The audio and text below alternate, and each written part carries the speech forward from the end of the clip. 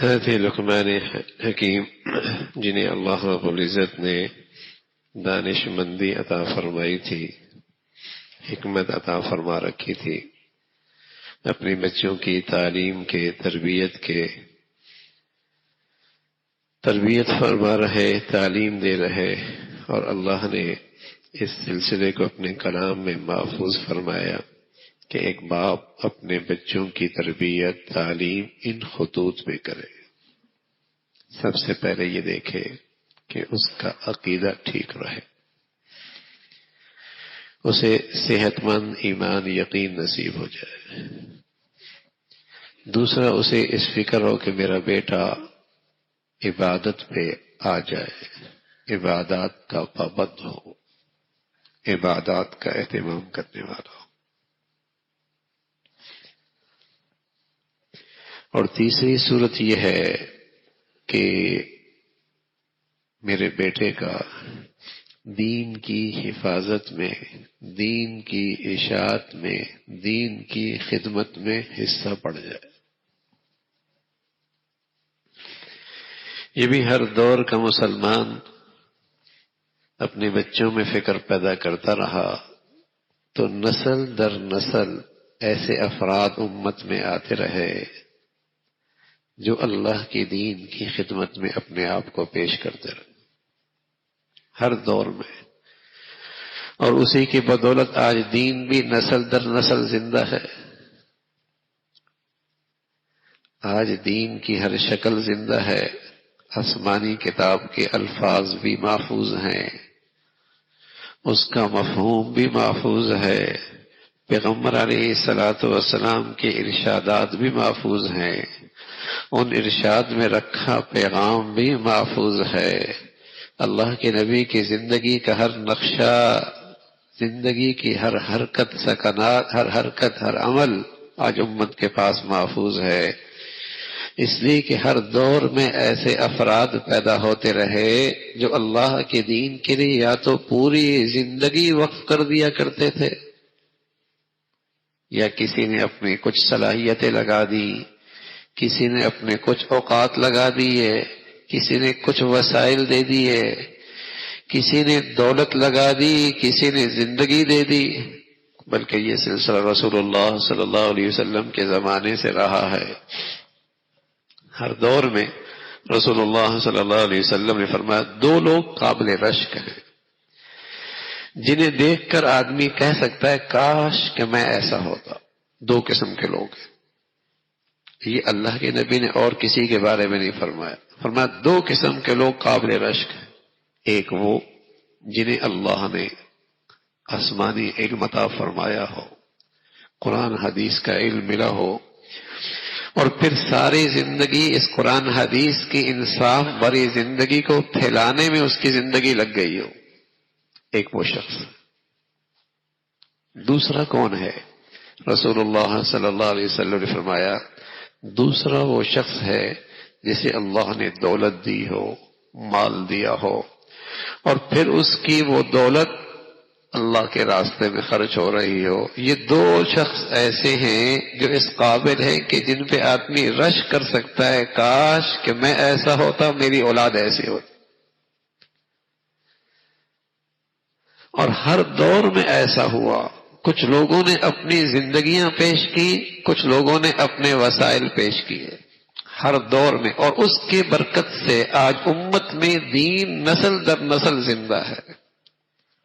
اگر بلال حبشی ہیں تو وہاں آپ کو حضرت عثمان بھی نظر آئیں گے، اگر وہاں علی ہیں تو وہاں آپ کو عبد الرحمن بن عوف جیسے مالدار بھی نظر آئیں گے، وہاں سرمایہ رکھنے والے عثمان غنی بھی نظر آئیں گے۔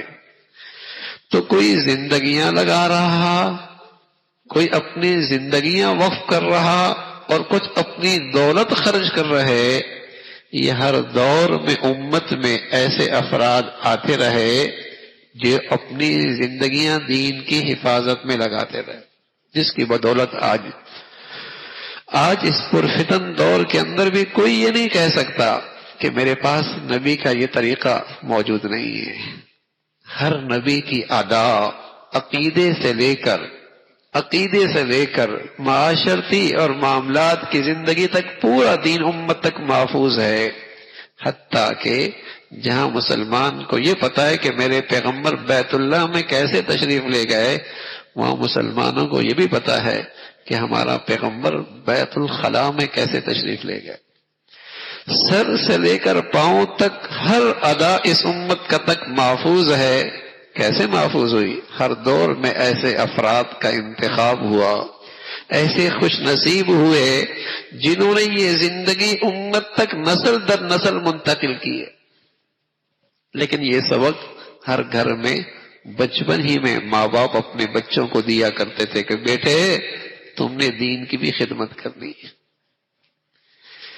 بیٹے تیری زندگی کا کچھ وقت تیری زندگی کی صلاحیتیں دین کی حفاظت میں بھی لگنی ہیں۔ یہ ہر گھر کی پہلی درسگاہ میں ماں باپ سبق دیا کرتے تھے۔ مائیں حضرت خنسا 7 بچے شہید ہو گئے، 7 بچے، خوش ہو رہی ہیں، واہ واہ۔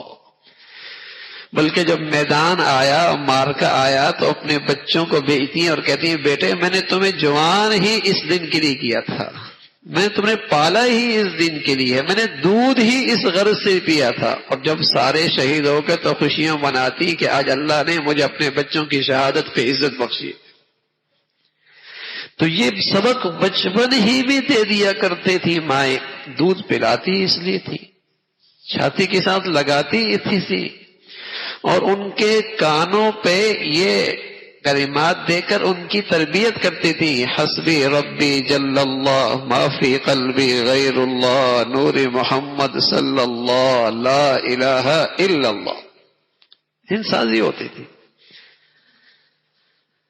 بہت سارے بچے، ان کے گھروں کا ماحول اس امت میں ایسا رہا کہ مائیں جب صحابہ کی زندگیاں پڑھا کرتی تھی تو بچے بچپن ہی کے اندر ان واقعات کو ازبر یاد کر لیا کرتے تھے صحابہ کے، اور پھر ان کے ہاں یہ ذہن بنتا تھا میں نے فلاں جیسے بننا ہے، میں نے فلاں جیسے بننا ہے، میں نے اپنے آپ کو ایسا بنانا ہے، تذکر ایسا۔ اور اب کیسے بنتے ہیں؟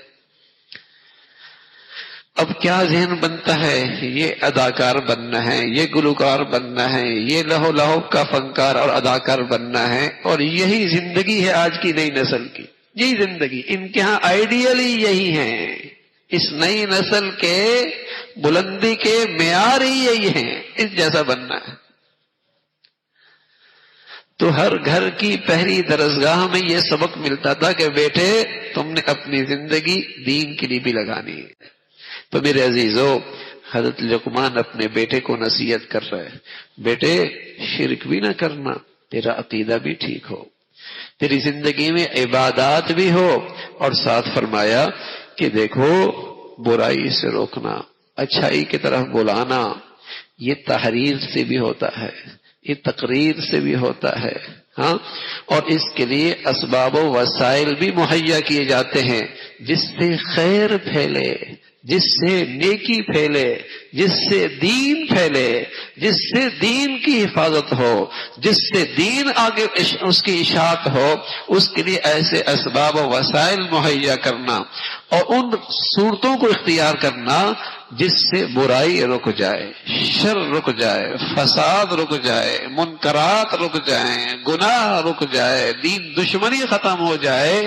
یہ بھی مسلمانوں کی ذمہ داریاں ہیں کہ مسلمان اس میں اپنی صلاحیتیں، وسائل، زندگیاں لگا رہے ہوں۔ تو ایک باپ اپنے بیٹی کی تربیت میں ان خطوط کو سامنے رکھتا ہے۔ اللہ رب العزت بھائی ہمیں بھی عمل کی توفیق نصیب فرمائے۔